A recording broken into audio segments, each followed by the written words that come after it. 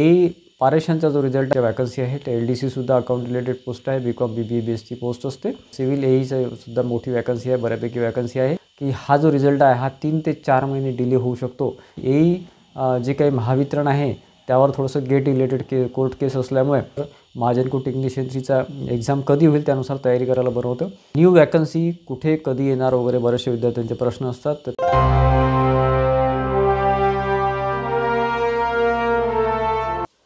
नमस्कार विद्यार्थी मित्रांनो, मी अमोल आगरकर. आजच्या व्हिडिओमध्ये जे विद्यार्थी मित्रांचे मला जे प्रश्न आहेत व्हिडिओच्या कमेंट बॉक्समध्ये त्यावर मी रिप्लाय द्यायचा प्रयत्न करेन. त्यामध्ये महापारेषणचा AEचा रिझल्ट असेल किंवा त्या रिलेटेड जे रिक्रुटमेंट आहे, नवीन रिक्रुटमेंट आहे LDC वगैरेचं, त्याबद्दल पण अतिशय महत्त्वाची माहिती आपण देणार आहे. त्यानंतर महावितरणमध्ये जे काही रिझल्ट पेंडिंग आहे JEE AE आणि अकाउंट असिस्टंटचा, त्याबद्दल माहिती देणार आहे. त्यानंतर महावितरणचं जे गेट केस आहे त्यावर सध्या कुठपर्यंत आलेलं आहे त्याची सुद्धा माहिती देऊ. आणि महाजनकोमध्ये टेक्निशियन 3ची जी भरती आहे त्यामध्ये CSR रिलेटेड अतिशय महत्त्वाची माहिती आणि प्लस एक्झाम कधी होऊ शकते. शेवटचं अपडेट आपलं अतिशय महत्त्वाचं राहणार आहे. त्याच्यामध्ये न्यू वॅकन्सीबद्दल आपण सांगणार आहे. त्या कुठल्याही असो, महाजनको, महापारेषण, महावितरण वगैरे, ते सुद्धा आपण शेवटी सांगणार आहे व्हिडिओच्या. आणि त्याच्या शेवटी सगळ्यात महत्त्वाचा विषय म्हणजे ITIची जी एक्झाम आता महापारेषण महावितरणची आहे त्याबद्दल अतिशय महत्त्वाचं अपडेट म्हणण्यापेक्षा एक ॲनालिसिस मी केलेलं आहे. त्यानुसार मी त्यावर थोडंसं डिक्लेरेशन देणार आहे. ठीक आहे. त्याच्यामुळे व्हिडिओ कुठे स्किप करू नका, पूर्ण व्हिडिओ नीट ऐका. अतिशय महत्त्वाचा आणि तुमच्या प्रश्नांची उत्तरं तुम्हाला द्यायचं मी आजच्या व्हिडिओमध्ये प्रयत्न करणार आहे. तर विद्यार्थी मित्रांनो, महापारेषणमध्ये ज्या काही भरती होत्या त्यामध्ये आता AE ट्रान्समिशन आणि 11 तारखेला AE इलेक्ट्रॉनिक या किंवा AE टेलिकॉम याचे एक्झाम झालेले आहे. आता सिनियर पोस्टच्या होतील आणि त्यानंतर विद्युत सहाय्यक टेक्निशियन 1 टेक्निशियन 2 ह्यासुद्धा होतीलच, त्या डेटवर त्या होतीलच. ठीक आहे. परंतु आजचं अपडेटनुसार मी तुम्हाला स्टेप बाय स्टेप शॉर्टमध्ये सांगायचा प्रयत्न करतो. AE पारेषणचा जो रिझल्ट आहे किंवा AE ट्रान्समिशनचा जो रिझल्ट आहे तो साधारण फेब्रुवारीच्या एंडिंगमध्ये वगैरे बऱ्यापैकी शक्यता आहे की फेब्रुवारीच्या 3rd to 4th वीकमध्ये लागून जाईल. 100% लागून जाईल. त्याच्यापेक्षा जास्त डिले होणार नाही, कारण की हे कमीत कमी 1.5 महिना वेळ घेतात. परंतु आता एक्झाम ही रिसेंटली 29 डिसेंबरला झाली असल्यामुळे जानेवारीमध्ये त्याचा रिझल्ट लागणारच नाही. फेब्रुवारीमध्ये 3rd वीकमध्ये त्याचा रिझल्ट लागण्याची शक्यता भरपूर जास्त आहे. साधारण 15 ते 20 तारीख त्यांनी आपल्याला अंदाजे सांगितलेली आहे किंवा 15 ते 20 जे काय मी कॉल केला किंवा जे काय आपण माहिती घेतो त्यावरून साधारण फेब्रुवारीच्या 15 तारखेपर्यंत रिझल्ट लागून जाईल असं त्यांचं म्हणणं आहे. आपण थोडेसे 8 दिवस जास्त पडू, 15 ते 20 तारखेपर्यंत हा रिझल्ट लागून जाईल. ठीक आहे. त्यानंतर महापारेषणची जी नवीन ॲड आहे त्याच्यामध्ये LDCची पोस्ट असेल, डेप्युटी जे काय आपले डेप्युटी मॅनेजर आहे, डेप्युटी मॅनेजर अकाउंट जे पोस्ट आहे त्या रिलेटेडच्या वॅकन्सी आहे. ते LDC सुद्धा अकाउंट रिलेटेड पोस्ट आहे. BCom BBA बेसची पोस्ट असते, तर त्याचीसुद्धाच आहे. आणि सिव्हिल AEचं सुद्धा मोठी वॅकन्सी आहे, बऱ्यापैकी वॅकन्सी आहे. तर त्याचं जे आहे त्याचं जे ॲड आहे ती ॲड साधारण जानेवारीच्या एंडिंगमध्ये त्यांनी आपल्याला सांगितलेली आहे की जानेवारी एंडिंगपर्यंत ती ॲड प्रदर्शित होऊन जाईल. म्हणजे आता साधारण 15 ते 20 दिवसानंतर किंवा 15 दिवसानंतर सुद्धा ती जाहिरात विस्तृतपणे येऊ शकते. त्यानुसार डॉक्युमेंटेशन तुम्ही तयार ठेवा. जे काही महावितरणमध्ये अकाउंट असिस्टंटची पोस्ट होती सेम पोस्ट ती आहे, फक्त त्यांनी LDC म्हटलेलं आहे. LDC आणि बाकी जाहिरात आल्यावरती कॉन्ट्रॅक्च्युअल बेसिस आहे 3 वर्ष की तुमचं डायरेक्टमध्ये आहे ते आपल्याला लक्षात येईल, पण ते जाहिरात आल्याशिवाय लक्षात येणार नाही. त्यानंतर महावितरणमध्ये JEE AE आणि तुमचं म्हणजे graduate engineering trainee, diploma engineering trainee आणि अकाउंट असिस्टंट याचे एक्झाम नोव्हेंबरमध्येच झालेले आहे. आतापर्यंत भरपूर दिवस त्याला झालेले आहेत, 1.5 महिना 2 महिने प्लस त्याचा जवळपास झालेले आहे. त्याच्यामुळे आता विद्यार्थी मित्र वाट बघत आहे की रिझल्ट केव्हा लागेल. परंतु रिझल्टची माहिती मी तुम्हाला जेव्हा एक्झाम झाली तेव्हाच दिली होती मित्रांनो, की हा जो रिझल्ट आहे हा 3 ते 4 महिने डिले होऊ शकतो. ही आपल्याला माहिती तेव्हाच मिळाली होती. 2 महिने प्लस इथे उलटलेले आहेत. ठीक आहे. आपण 2 महिने प्लस इथे पकडू शकतो.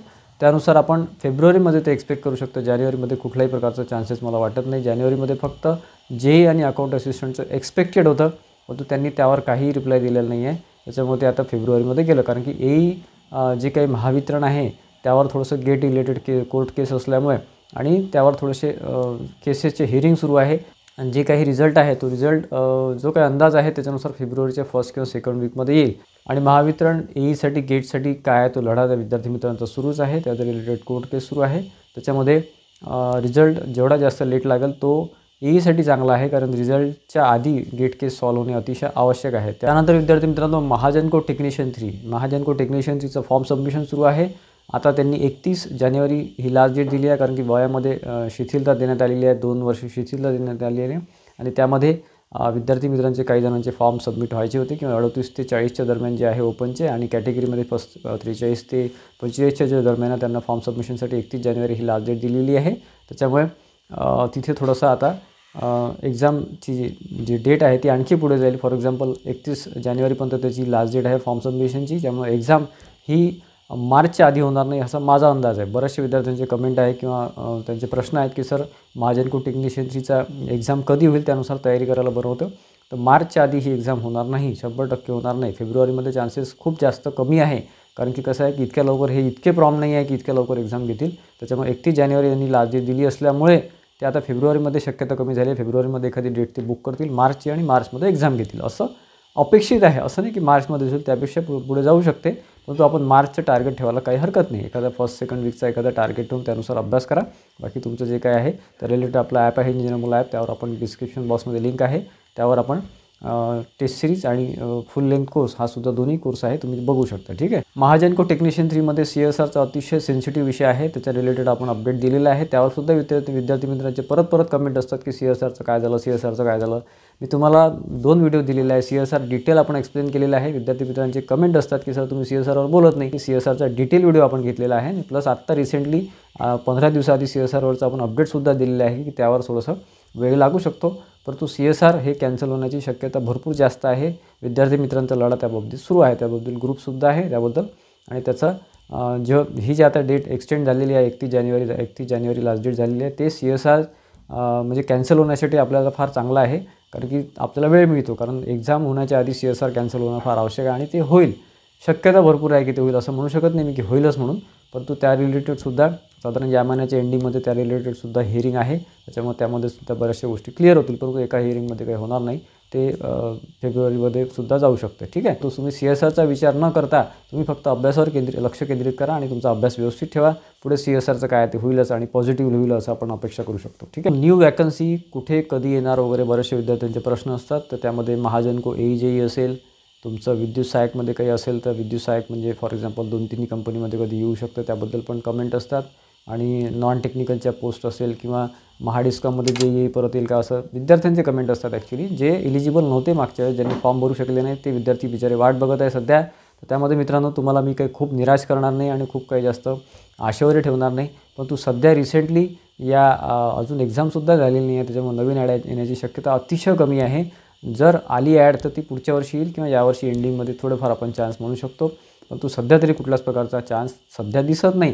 त्यावर पॉझिटिव्ह अपडेट काही असलं, फॉर एक्झाम्पल महाजनको JEE असेल किंवा महावितरणचं आणखी ॲड असेल. महावितरणमध्ये आणखी जाहिरात आहे, 100% आहे, परंतु ते विद्युत सहायक ऑपरेटरबद्दल ऑपरेटरचा एक विषय राहिलेला आहे महावितरणमध्ये. तर महावितरणमध्ये ऑपरेटरची सुद्धा वॅकन्सी आहेच, परंतु त्याला किती वेळ लागेल हे आपण सध्या सांगू शकत नाही, कारण की आता नवीन गव्हर्नमेंट आहे, त्यांचं कसं डिसिजन होते, कसे वॅकन्सी काढतात ते त्यांच्यावर डिपेंड आहे. परंतु या इयर एंडपर्यंत आपण थोडीफार अपेक्षा करू शकतो की ऑपरेटर प्लस महाजनको JEE आणि वितरणचे सुद्धा JEE याच्या वॅकन्सी येऊ शकतात. मी असं म्हणणार नाही येणारच म्हणून, कारण की आता रिसेंटली वॅकन्सीज येऊन गेलेल्या आहे आणि त्याची एक्झामसुद्धा पूर्ण झालेली नाही आहे. रिझल्ट वगैरे अजून बरंच पेंडिंग आहे, त्याच्यामुळे या गोष्टी पेंडन्सी असल्यामुळे सध्या वॅकन्सी ते काढणार नाही. परंतु नेक्स्ट हाफमध्ये म्हणजे यावर्षीच्या जून महिन्यानंतर आपण थोडंफार इथे अपेक्षा करू शकतो. ऑपरेटरची याच्या आधीच येऊ शकते, ऑपरेटर आणि बाकी पोस्ट विद्युत सहायकसुद्धा आपल्याला अपेक्षित आहे सेकंड लॉटमध्ये. त्यानंतर मित्रांनो अतिशय महत्त्वाचा पॉईंट हा बऱ्याच विद्यार्थ्यांच्या लक्षात आला असेल, माझ्यासुद्धा लक्षात आला की यांनी म्हणजे फॉर एक्झाम्पल ITIचे जे विद्यार्थी आहे, विद्युत सहायकसाठी जे प्रिपरेशन करत आहे त्यांच्यासाठी थोडीशी एक बॅड न्यूज अशी आहे की महापारेषणची एक्झाम ही 3 फेब्रुवारीला त्यांनी शेड्यूल केलेली आहे. त्यानंतर माझ्या माहितीप्रमाणे महावितरणची विद्युत सहायकची एक्झाम ही साधारण फेब्रुवारीच्या एंडमध्ये होण्याची अपेक्षा आहे किंवा त्या रिलेटेड आपल्याला इन्फॉर्मेशन मिळालेली आहे. लास्ट वीकमध्ये ते एक्झाम कंडक्ट करू शकतात किंवा ती डेट डिक्लेअर करू शकतात फेब्रुवारीच्या फर्स्ट वीकमध्ये वगैरे, आणि लास्ट वीकमध्ये एक्झाम होईल. ठीक आहे. तर यामध्ये एक अंदाज आहे मित्रांनो. अंदाज म्हटल्यापेक्षा ह्या गोष्टी कन्फर्मच आहे, कारण बऱ्याचशा डिपार्टमेंटल गोष्टी आम्हाला माहिती राहतात. त्यामुळे तुम्हाला सांगतो आहे की आता महापारेषणची एक्झाम होईल, त्यानंतर महावितरणची एक्झाम फेब्रुवारीच्या एंडिंगमध्ये होईल. त्यामध्ये सगळे विद्यार्थी दोन्ही परीक्षा देतील, स्पेशली इलेक्ट्रिशियनचे विद्यार्थी. वायरमन फक्त याच्यामध्ये आहे, महावितरणमध्ये अलाउड आहे. COE आणि तुमचे इलेक्ट्रिशियनचे विद्यार्थी महापारेषणसुद्धा देतील आणि महावितरणसुद्धा देतील. आणि दोन्ही रिझल्ट हे नंतर लागते, रिझल्ट हा आधी लागणार नाही. रिझल्ट आधी लागला असता तर बरं झालं असते, कारण की महापारेषणमध्ये लक्षात आलं असतं विद्यार्थ्यांचे की आपलं महापारेषणमध्ये झालं आहे, ते वितरण द्यायची गरज नाही. परंतु आता कसं आहे की पारेषण आधी होईल, त्याच्या 1 महिन्यानंतर किंवा 15 दिवस नंतर किंवा 1 महिन्यानंतर वितरण होईल विद्युत सहायक. त्याच्यामुळे सगळे विद्यार्थी ते पेपर देतील. त्यामध्ये होईल असं की महापारेषणमध्ये बरेचसे विद्यार्थी इंटरेस्टेड असल्यामुळे बरेचसे विद्यार्थी महापारेषणला जॉईन करतील. परंतु वितरणचं जे आहे, वितरणमध्ये काय होईल की वितरणमध्ये एक्झाम देतील विद्यार्थी, परंतु नंतर तिथे काय होईल की पारेषणमध्ये सिलेक्ट झालेले विद्यार्थी हे वितरणच्या लिस्टमध्ये येतीलच, 100% येतील, जे टॉपचे विद्यार्थी आहेत ते.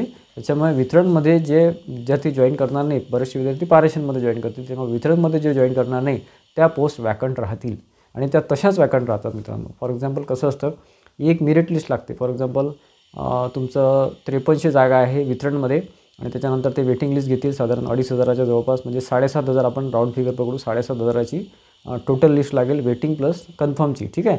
त्याच्यानंतर ती लिस्ट कोणतीच काढत नाही. ठीक आहे. त्यानंतर ती लिस्ट कोणतीच काढत नाही. परंतु बरेचसे विद्यार्थी पारेषणमध्ये जॉईन झाल्यामुळे साधारण 1,000-1,500 विद्यार्थी असे राहतील की जे पारेषणमध्ये जॉईन करतील, वितरणला जॉईन करणार नाही. त्याच्यामुळे त्याच्या काही 1,000-1,200 जागा आहेत त्या तशाच वॅकंट राहतील. ही एक खूप मोठी निगेटिव्ह गोष्ट आहे, कारण वितरणच्या त्या जागा वॅकंट राहतीलच, कारण की पारेषणमध्ये विद्यार्थी जॉईन करतील. ते असं का होत आहे, कारण एकाच वेळेस दोन्ही एक्झाम येत आहेत एका महिन्याच्या डिफरन्समध्ये. पारेषणचा जर रिझल्ट आधी लागला असता मग वितरण झाली असती तर मी सगळ्यांना रिक्वेस्ट केली असती की पारेषणमध्ये ज्यांचं सिलेक्शन झालं आहे त्यांनी वितरण देऊ नये. परंतु कन्फर्म राहणार नाही ना त्या गोष्टी. त्याच्यामुळे कसं आहे की प्रत्येकाला ते एक्झाम द्यावंच लागेल वितरणची, कारण कुठे ना कुठे सिलेक्शन होणं आवश्यक आहे. ठीक आहे. त्याच्यामुळे पुढे त्यानंतर आपण काय सोल्युशन निघू शकतं बघू आपण. परंतु वितरणच्या साधारण जे काही 53 जागा आणि प्लस वेटिंग लिस्ट असं 7,500 जागा आहे, परंतु कमीत कमी 1,000 जागा तरी तिथे वॅकंट राहतीलच आणि त्यांची पुढे एक नवीन ॲड येईल. ठीक आहे. ती ॲड आता जूनपर्यंत येते की त्याच्या पुढे येते हे आपण सांगू शकत नाही, परंतु शक्यता भरपूर आहे की त्याची ॲड येऊ शकते आणि ऑपरेटरची सुद्धा त्यासोबत वॅकन्सी येऊ शकते. तर असे करतो मित्रांनो की तुमच्या बऱ्याचशा प्रश्नांचे उत्तर द्यायचा मी प्रयत्न केला आजच्या व्हिडिओमध्ये. तुम्हाला या व्यतिरिक्त काही प्रश्न असेल तर मला कमेंट बॉक्समध्ये कमेंट करा आणि त्या रिलेटेड आपण सेपरेट व्हिडिओ घेऊ. परंतु अभ्यासामध्ये राहा. जे काही गोष्टी आहे, रिझल्ट कधी येईल किंवा रिझल्ट येणार नाही किंवा काय येईल, कधी येईल, काय येईल, या टेन्शनमध्ये राहू नका. एक्झाम दिली, एक्झाम चांगली गेली, आता पुढे कधी ना कधी ते रिझल्ट एका महिन्यामध्ये 15 दिवसामध्ये लागूनच जाईल. त्याच्यामुळे त्याच्या टेन्शनमध्ये राहू नका. पुढचे जे एक्झाम्स आहे महापारेषण वगैरे किंवा महाजेनको वगैरे त्यावर लक्ष केंद्रित करा किंवा तुमचे बाकीचे एक्झाम असतील त्यावर लक्ष केंद्रित करा. बाकी या गोष्टी थोडंफार डिले मागे पुढे चालत असतं. तर व्हिडिओ आवडला असेल तर व्हिडिओला लाईक करा आणि जास्तीत जास्त विद्यार्थ्यांमध्ये शेअर करा, जेणेकरून त्यांनासुद्धा महत्त्वाचे अपडेट्स मिळतील. आणि आपल्या चॅनलला सबस्क्राईब केलं नसेल तर सबस्क्राईब करा, बेल आयकॉनसुद्धा क्लिक करा, जेणेकरून जे महत्त्वाचे अपडेट्स मी तुमच्यापर्यंत आणण्याचा प्रयत्न करतो असं माहिती घेऊन ते तुम्हाला मिळत राहतील. धन्यवाद मित्रांनो.